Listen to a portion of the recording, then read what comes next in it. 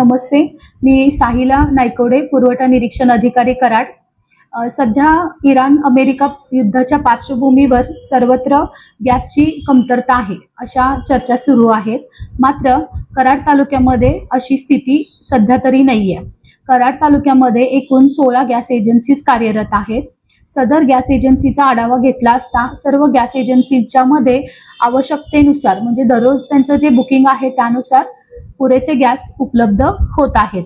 मात्र नागरिक भीतीपोटी अतिरिक्त बुकिंग करत आहेत, त्यामुळे गॅस एजन्सीच्या बाहेर रांगा लागत आहेत किंवा गर्दी होत आहेत। तर याद्वारे मी आपण सर्व नागरिकांना सांगू इच्छिते की घाबरून न जाता आवश्यकतेनुसारच गॅसचं बुकिंग करावं आणि गॅसचा वापर जपून करावा। त्याचप्रमाणे बुकिंगमध्ये अडचणी येत असल्याच्या तक्रारी या कार्यालयाकडे प्राप्त होत आहेत।